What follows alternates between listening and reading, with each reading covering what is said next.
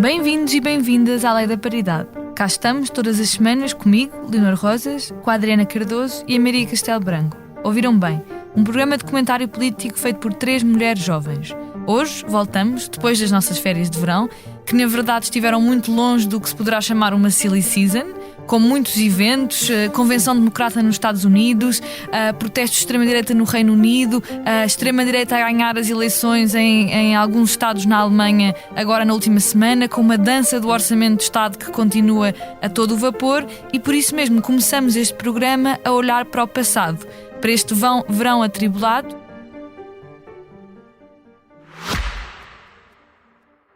Subscrever o Expresso é ter acesso à melhor informação, a uma vasta oferta de conteúdos exclusivos e à opinião de referência. Subscrever o Expresso é tornar-se membro do nosso clube, poder ser voz ativa de uma comunidade informada e beneficiar de vantagens exclusivas. Subscreva o Expresso em expresso.pt/digital. Expresso. Liberdade para pensar. E começo contigo, Maria. O que é que destacas deste passado para levarmos para o futuro? Há tanta coisa que eu podia destacar, mas vou focar-me na política interna, aqui neste destaque, porque tu falaste de muitas coisas que são muito importantes, que se estão a passar lá fora e que são um pouco preocupantes, mas aqui dentro nós também estamos com muitas coisas preocupantes. E houve uma situação muito recente que parece... que eu acho que muitas pessoas estão a achar que é muito irrelevante, mas eu acho que denota ilustra muitas coisas acerca de Luís Montenegro.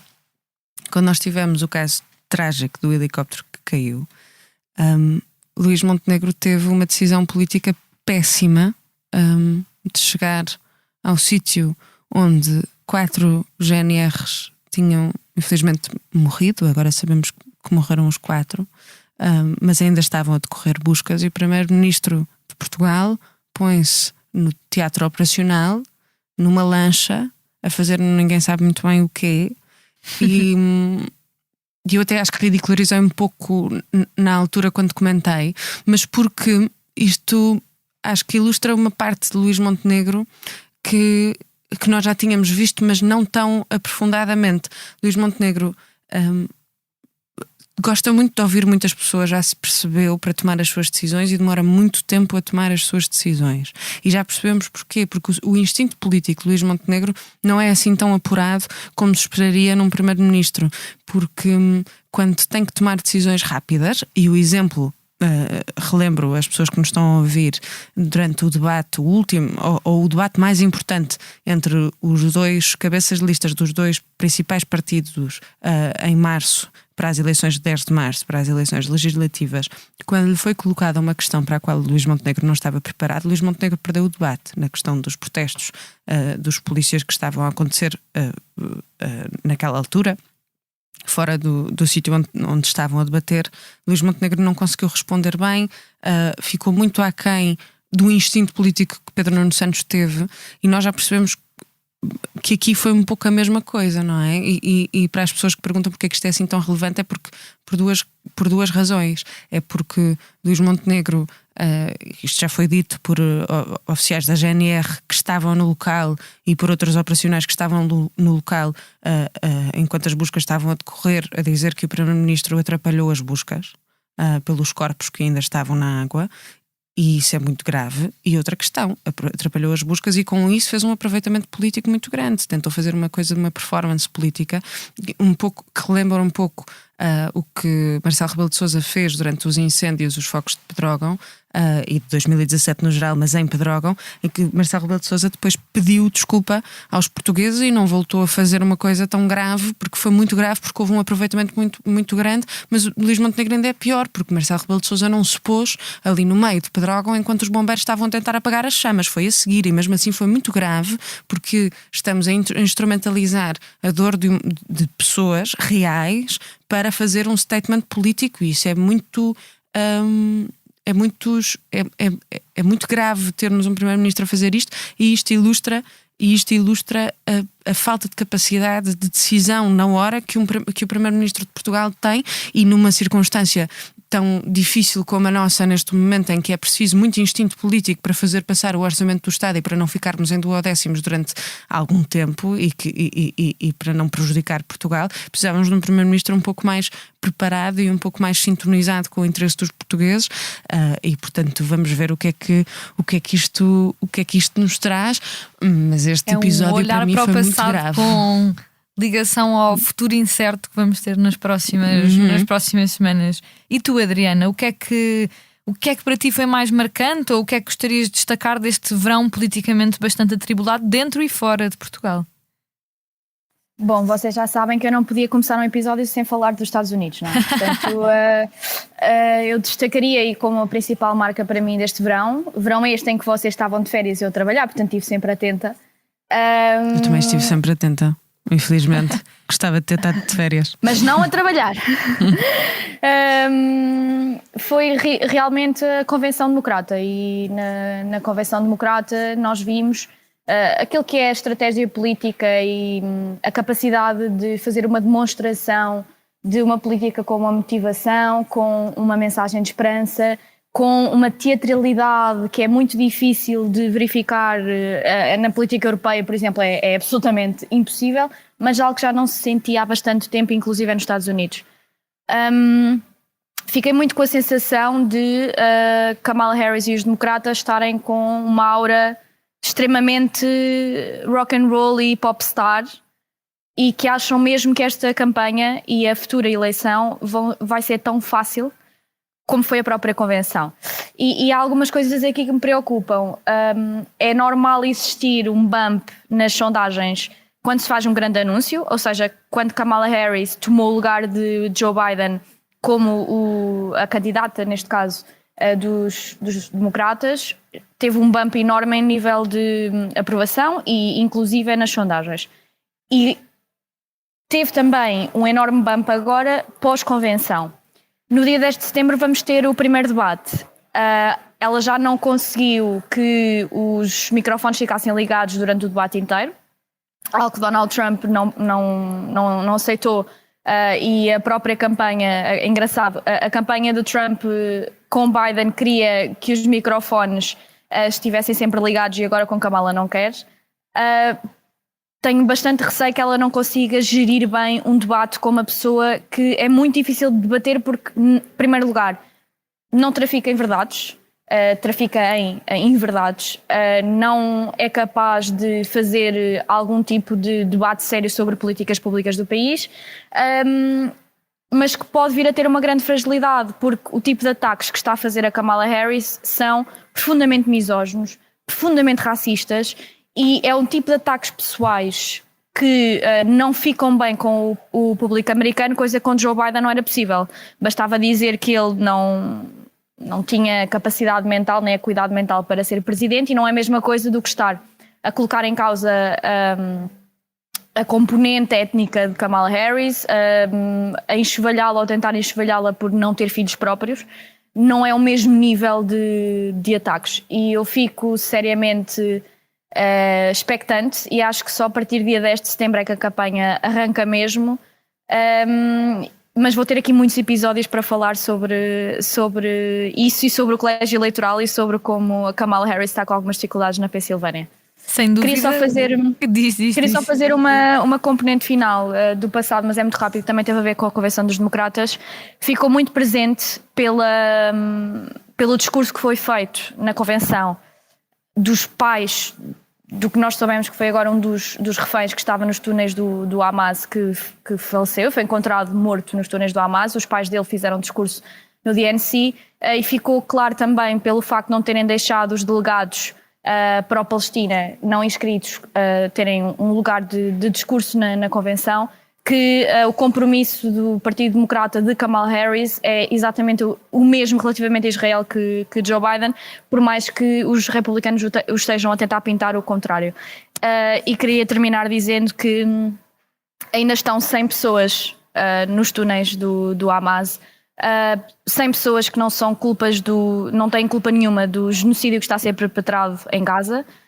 sem pessoas com opiniões políticas que não indicam, e algumas delas trabalhavam em ONGs que tentavam ao máximo encontrar paz e chegar a uma solução de 2 Estados. Portanto, eu não acho que seja antagónico defender que a Palestina seja tratada e os palestinianos sejam tratados como verdadeiros seres humanos, porque, como disse Guterres, uma vida na Ucrânia ou em qualquer lugar lado do mundo não vale mais do que uma vida na Palestina, e acho que as duas coisas não são antagónicas, e acho que um apoio unilateral da parte dos Estados Unidos para que os reféns voltem a casa, dado que ainda por cima estão lá bastantes americanos, faz muito sentido.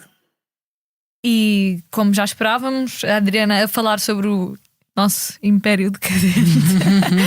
E eu gostava de ir também para o mundo anglófono e gostava de falar sobre os motins de extrema-direita que aconteceram em várias cidades do Reino Unido, como Londres, Manchester, Liverpool, Bristol, sob o mote de Enough is Enough, que aconteceram entre 30 de julho e 5 de agosto.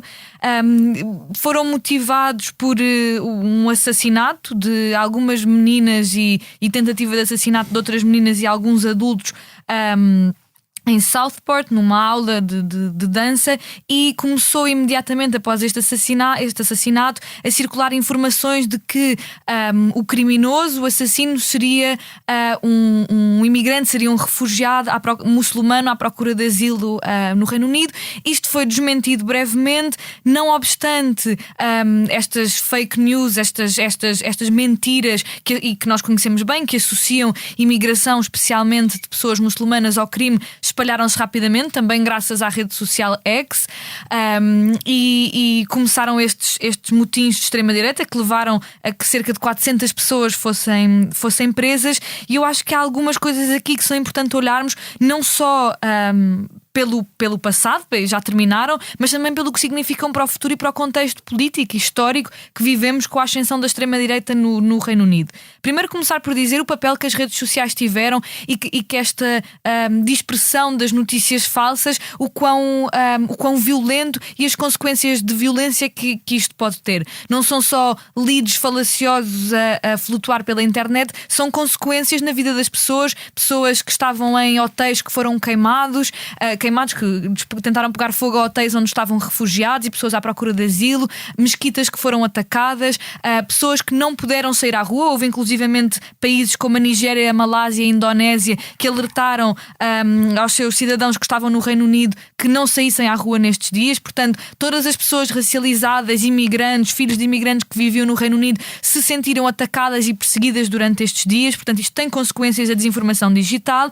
Ao mesmo tempo, tínhamos o Elon Musk a postar no X, não só a permitir e a dar força aos tweets que continuavam a espalhar esta desinformação e que incentivavam as pessoas de extrema-direita a sair à rua, a dizer que a guerra civil seria inevitável, partilhando vídeos dos protestos. E Andrew Tate, que nós bem conhecemos, o influencer misógino milionário, a dizer que tinha sido um imigrante ilegal, entre aspas, a cometer estes crimes, e que as pessoas precisavam de acordar e sair à rua. Portanto, temos a internet, as redes sociais, particularmente a espalhar esta desinformação, coisa que nós também conhecemos cá, com o Chega reiteradamente a partilhar esta ideia de que há um aumento da criminalidade devido à presença de imigrantes, particularmente os que vêm do sul da Ásia e também os imigrantes muçulmanos. Aliás, o próprio programa do Chega diz que é preciso defender as mulheres e as crianças de uma ameaça do islamismo radical. Não sei bem qual será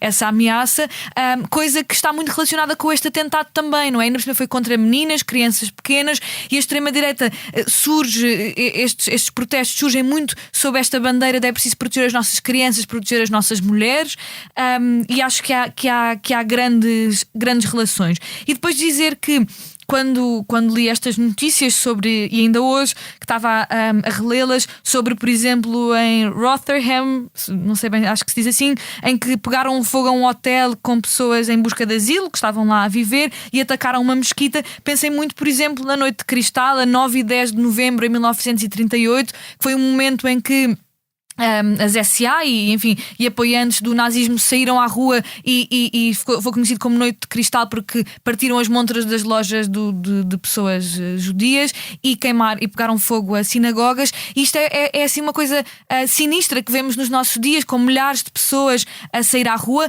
e as imagens dos protestos são muito masculinizadas, o que também se relaciona com outras coisas que nós aqui falámos, desta masculinização da extrema-direita, de ir voltar a buscar um orgulho em ser homem, associado também nesta ideia do homem branco que está em risco.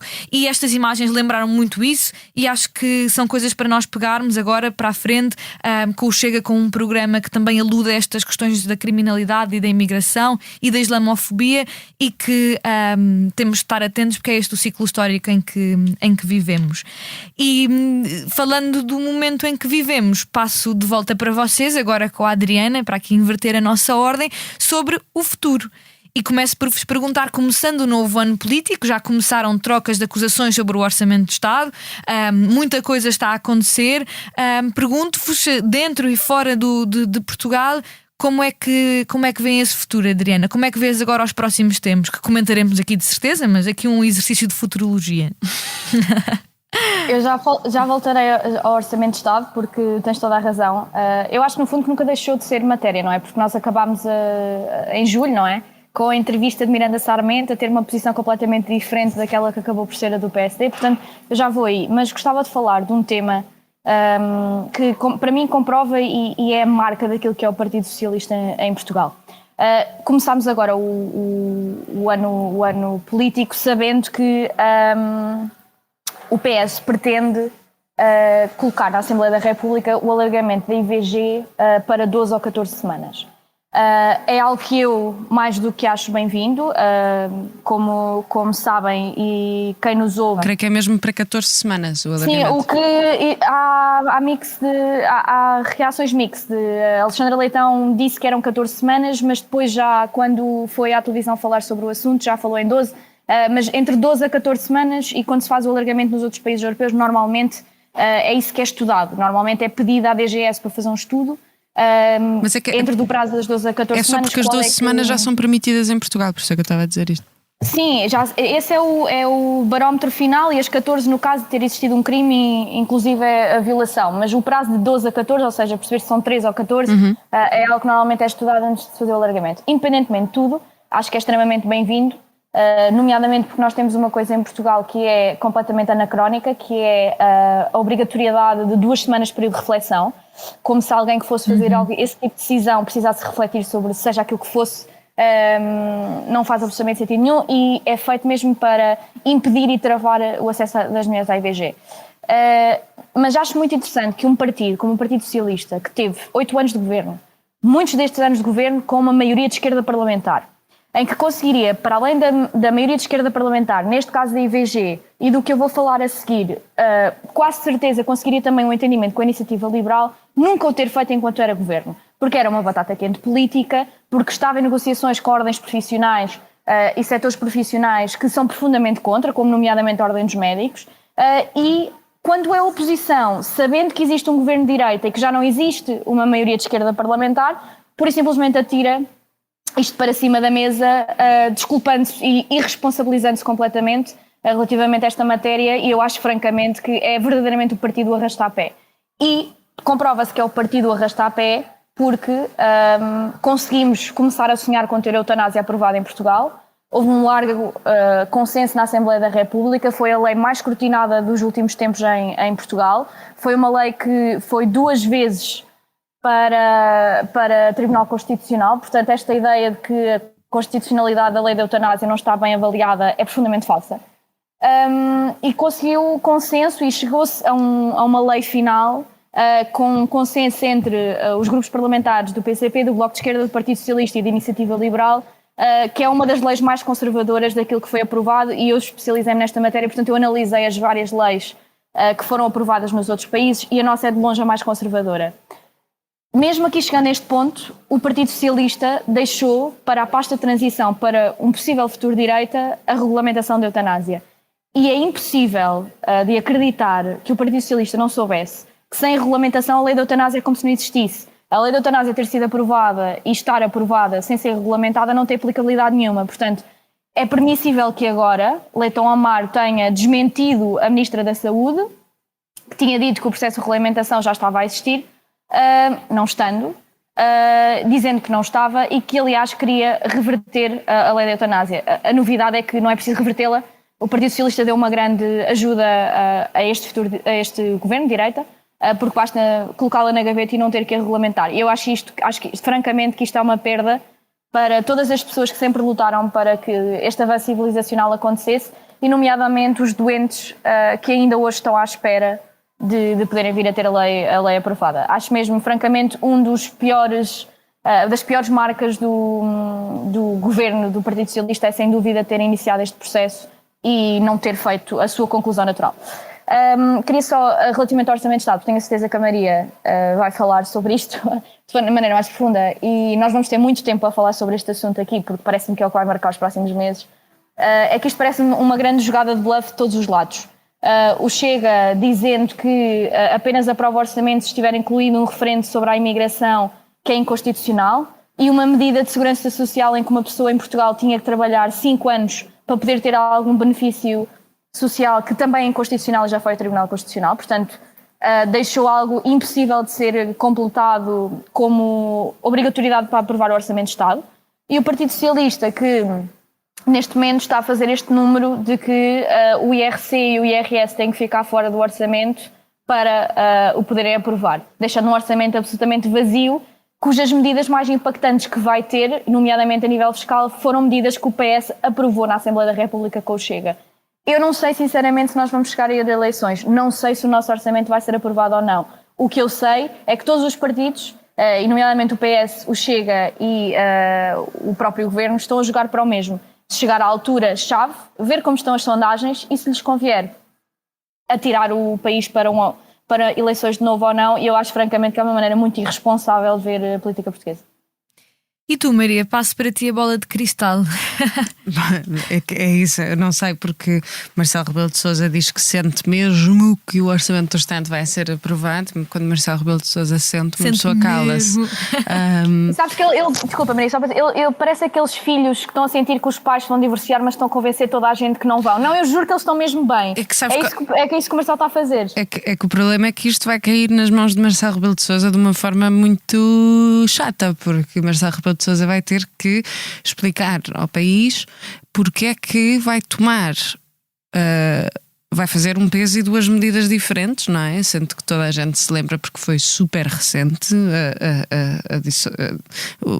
o facto de Marcelo Rebelo de Sousa ter dissolvido a Assembleia da República porque o Orçamento do Estado chumbou, e isso deu a maioria absoluta ao Partido Socialista nas eleições que se seguiram. E Marcelo Rebelo de Sousa não quererá dissolver esta Assembleia da República por várias questões, mas parece-me que a que pesa mais na consciência do nosso Presidente da República é sempre o legado do Presidente da República, e portanto Marcelo não quererá, certo, ficar para a história como o Presidente que mais vezes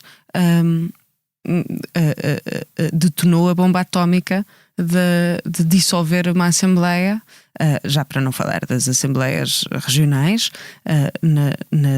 nos Açores e na Madeira, e portanto é um mandato de muita instabilidade política, depois de um primeiro mandato de alguma estabilidade política e de Marcelo Rebelo de Sousa servir quase como o peso contrário para a balança equilibrar entre o Partido Socialista e a Presidência da República. Depois Marcelo Rebelo de Sousa a ajudar muito António Costa nisso e a conseguir criar estabilidade no país, e a seguir a ser um fator muito grande, ou a poder correr o risco de ser lembrado como um fator muito grande de instabilidade.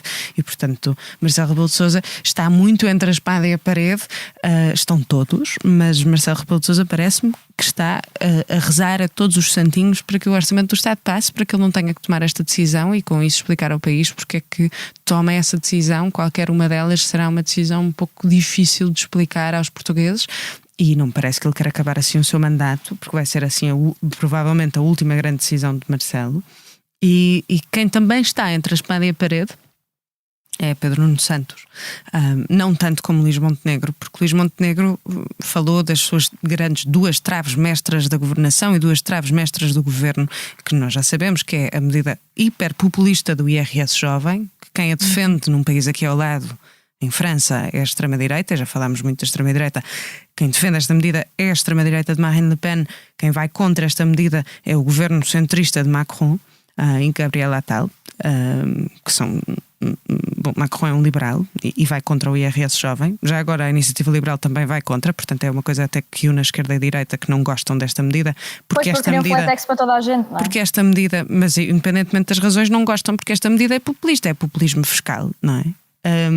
E Pedro Nuno Santos vai diretamente contra estas 2 traves mestras. Na verdade, o que está a dizer é que quando Pedro Nuno Santos diz que se o orçamento do Estado, ou seja, se estas autorizações legislativas que Luís Montenegro está a colocar na Assembleia da República sobre o IRS jovem e sobre o IRC até 15% até ao final da legislatura se passarem, então Pedro Nuno Santos não vai negociar o orçamento. E eu entendo essa posição, mas está a colocar-se entre a espada e a parede a ele próprio e ao seu partido, e está a fazer uma situação ainda mais complicada, que é, um deles vai ter que recuar, ou é Luís Montenegro e assim recua nas traves mestras da sua governação, e portanto eu aí pergunto quais são as traves mestras da sua governação e será que existem, se recuar, ou é Pedro Nuno Santos que recua nas suas, agora, já percebemos, traves mestras do seu partido enquanto partido da oposição, e portanto um deles vai ter que recuar. Isto parece aqueles jogos, acho que era o Nuno Ramos de Almeida que dizia no outro dia com muita graça, parece aquelas brincadeiras em que as pessoas estão de carro a ir de frente uma para a outra a ver quem é que se desvia primeiro. E é completamente isto, mas vamos ver como é que isto corre. Ainda é muito difícil fazer futurologia, porque já estou como Pedro Nuno Santos, porque Luís Montenegro não apresenta as contas para começar a pensar sobre o orçamento de Estado de forma séria. Ainda não apresentou um quadro plurianual das despesas públicas que é exigido pela Lei de Enquadramento Orçamental, e inclusivamente o Presidente da Assembleia da República do seu próprio partido já pediu a Luís Montenegro que o fizesse, ainda não apresentou, e há pouca transparência no processo orçamental, porque também não apresenta as contas ao principal partido da oposição, e portanto aí entendo, e também não nos apresenta a nós, portugueses, que também queremos saber, e estamos aqui há meses, e principalmente analistas, estamos aqui há meses a falar disto. Eu acho que já falei 553 vezes o orçamento do Estado. Especificamente 53. Exatamente. E portanto vamos ver como é que isto corre, mas estão com muitos telhados de vidro, e passava para ti, Leonor, tu também estás pessimista. Eu estou bastante pessimista neste momento. Tu também estás, ou estás mais otimista que... Aliás, não sei se é otimismo para ti, porque Pedro Nuno Santos, como o líder do teu partido, sou sempre uma otimista da vontade. Mas a líder do teu partido disse que Pedro Nuno Santos ia desistir da oposição se viabilizasse o orçamento. Tu concordas com isso? Bem, na verdade não estava exatamente a falar sobre o Orçamento de Estado. Dizer só que acho que a Mariana Mortágua tem toda a razão no que disse sobre Pedro Nuno Santos, que ainda por cima se autoproclamou durante muito tempo com essa ideia de ser a esquerda do Partido Socialista, e de repente está posto numa posição em que se prepara para a possibilidade de discutir, debater um orçamento de Estado com o PSD, para no fundo fazer do orçamento de Estado da direita um pouco seu também, e acho que se o fizer, abdica de um papel importantíssimo que deveria ter o Partido Socialista como partido da oposição.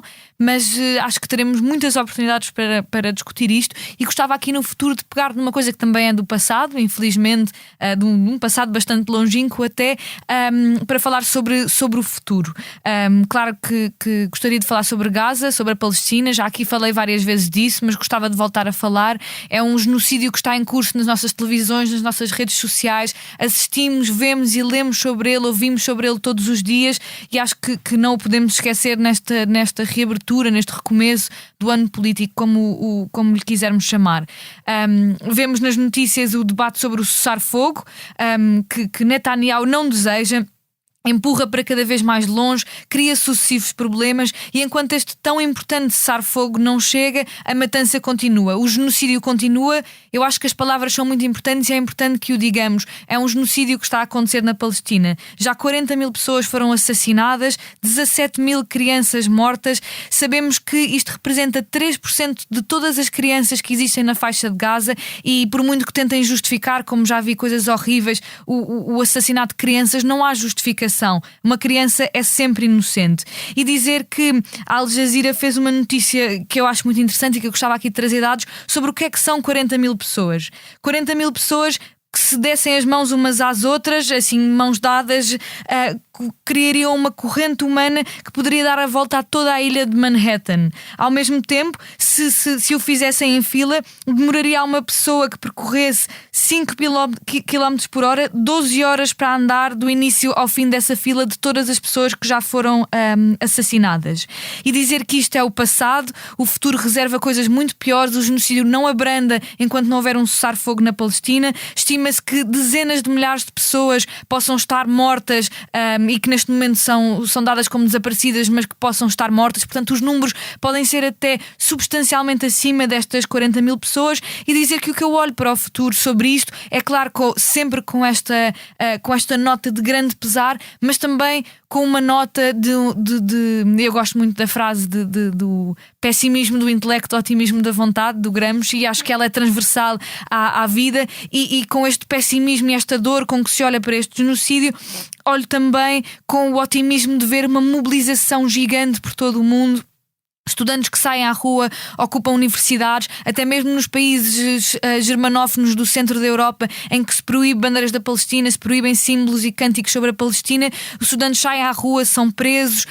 Há uma grande renovação com o Jewish Voice for Peace de uma ideia do judaísmo que não é zionista e que combate este genocídio, e eu acho que isso é muitíssimo importante, tal como foi importante a solidariedade internacional para combater o apartheid na África do Sul, para combater os massacres a timorenses cometidos pela Indonésia no final do século passado e que mobilizou muito Portugal na altura. E acho que a solidariedade internacional com a Palestina pode ser o que salva as pessoas e as crianças em Gaza, e por isso olho para este futuro e termino dizendo isto. O Estado português tem tido uma posição miserável sobre o assunto. É preciso um compromisso, como outros Estados têm assumido, com uma solução de 2 Estados em Israel e na Palestina, com o fim do genocídio e não um continuado apoio ao que está a acontecer. E para o futuro fica esta ideia.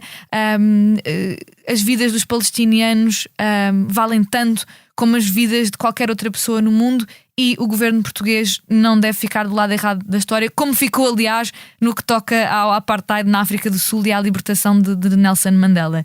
E termino assim esta nossa futurologia e passo-vos a vocês para recomendações. E começo por ti, Maria. O que é que recomendas a quem nos ouve?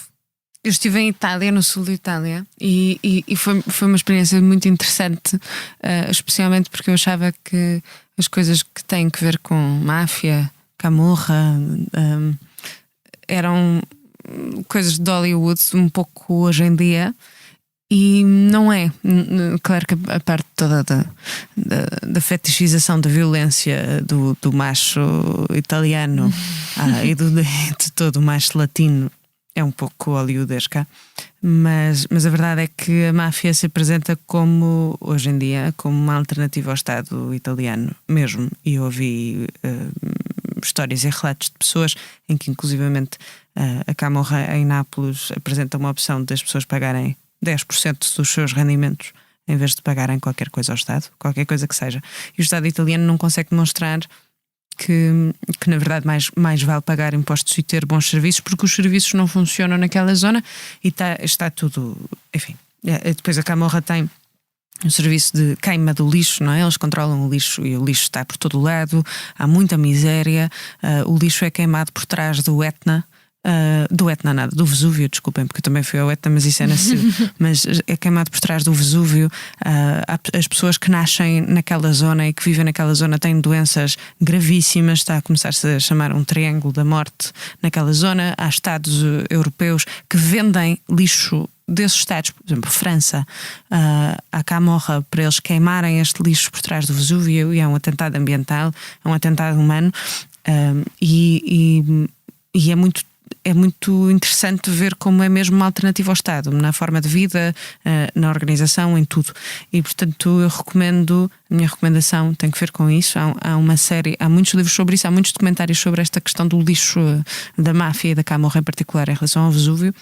Se quiserem procurar, por favor, eu vi alguns e foi assim, é muito impactante, mas há uma série muito interessante, acho que está na HBO agora, que é Gamorra com G, e está muito bem feita. Não tem grandes atores italianos, porque há muitos atores que vêm das ruas mesmo e que passaram aquilo que estão a representar, e é muito interessante porque não é uma visão glamorizada nem fetichizada daquilo que é a vida das pessoas em Nápoles e naquelas organizações e o porquê de se juntarem, e acho que há muito realismo na realização e em toda a série, e recomendo vivamente a quem quiser perceber o que é que se está a passar nesta parte do mundo e nesta parte da Europa. Desculpem ter-me demorado, mas é mesmo um tema que acho que ninguém fala muito desta questão do lixo particularmente, e é muito grave e muito relevante. E tu, Adriana, o que é que nos recomendas? Vou testuar aqui no Tom da Maria. Eu vou dar uma recomendação que me deixou bastante feliz. Antes mesmo otimista. Otimista também e contente. Também é gramechiana. Antes mesmo de apanhar o voo para Palermo, porque também vou para a Sicília como a Maria foi, tive um dos melhores jantares da minha vida, e eu tenho que deixar esta recomendação. E como eu faço poucas aqui, é para tentarem, e como eu sei que seguem e que depois acabam por ir, vou deixar mesmo esta, porque foi o melhor jantar que eu tive em Lisboa. É no 50 Seconds Experience, que é do chefe Rui Silvestre, que é no topo da Torre de Vasco da Gama. É de um dos melhores restaurantes que já tive no mundo, mas em Lisboa de longe que é o melhor restaurante que já tive. E o menu, a maneira como ele é feito, a maneira como é feito o serviço. Eu fui com uma amiga, mas recomendo irem com alguém que gostem muito especialmente, porque é um sítio mesmo. Não gostas épico muito da tua amiga? Exato. Gosto, mas não. Olha não de amor. Olha a sororidade. Tenho muita sororidade, mas não tenho uma relação de amor com ela. E portanto, se quiserem levar o vosso mais que tudo, vale muito a pena. Ou então uma amiga, porque. O vosso, Adriana. É o que for. O vosso ou a vossa, seja o que for. E como perguntaram à Maria se ela preferia ver um filme com um amigo ou uma experiência gastronómica comigo, aproveitem e vão fazer uma experiência. Era o Joné. Aproveitem e vão e façam uma experiência gastronómica com Mais Que Tudo, ou a Mais Que Tudo, ou com a Adriana com mesmo. Uma amiga. Não, comigo não, mas com outra Adriana pode ser. Ou com uma amiga também. Vale mesmo a pena. E eu não consigo pôr por palavras aquilo que foi o jantar. Estive lá 4 horas e depois mais 2 horas com um belo charuto a digerir o jantar, portanto recomendo mesmo. E bem, eu não vou recomendar um restaurante, também se recomendasse talvez fosse um restaurante italiano em Arroios ou nepalês na Avenida de Almirante Reis. Por acaso é ótimo. Aquilo é ótimo. É ótimo, não é? Se é uma italiana que tu nos levas sempre. Não, é o nepalês. O nepalês é ótimo. O nepalês da Avenida Almirante Reis, excelente. Maravilhoso, por favor, mas não tenho recomendações. Mas também podem ir com Mais Que Tudo. Eu também já fui com o meu várias vezes. Mas agora, falando a sério, e eu gostava de recomendar um livro, o livro que estou a ler agora, chama-se A Life of One's Own, 9 Women Writers Begin Again, que é escrito por uma autora, que é Joanna Biggs, e é uma espécie de biografia criativa de 9 mulheres escritoras, algumas delas de que eu gosto muito, como a Mary Wollstonecraft, a Virginia Woolf, a Simone de Beauvoir, a Sylvia Plath, a Toni Morrison, a Helena Ferrante, e ela conta em capítulos diferentes uma biografia das histórias destas mulheres, das suas dificuldades como mulheres escritoras, as diferentes dificuldades em diferentes tempos, e também a forma como elas influenciaram a vida da própria autora, e eu ainda não acabei de ler, mas eu estou a gostar muito, não só porque são algumas das minhas escritoras preferidas, mas por esta forma como a autora consegue interligar as suas próprias experiências de vida com a leitura, e a forma como o que nós lemos nos marca profundamente, especialmente quando lemos experiências de mulheres, sendo nós mulheres, perceber que houve tantas de nós, fomos tantas ao longo dos anos a construir o caminho que chega até nós, e que às vezes é muito comovente e muito bonito como nós nos lemos coisas que foram escritas há 100, 150 anos atrás, ou 30, 40, e nos toca de forma tão acertada, porque há uma condição feminina tão transversal aos tempos e que nos chega até hoje.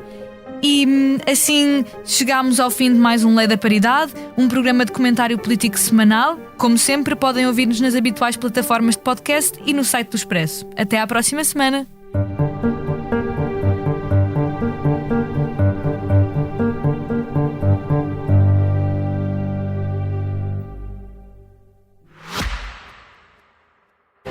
Subscrever o Expresso é ter acesso à melhor informação, a uma vasta oferta de conteúdos exclusivos e à opinião de referência. Subscrever o Expresso é tornar-se membro do nosso clube, poder ser voz ativa de uma comunidade informada e beneficiar de vantagens exclusivas. Subscreva o Expresso em expresso.pt/digital. Expresso. Liberdade para pensar.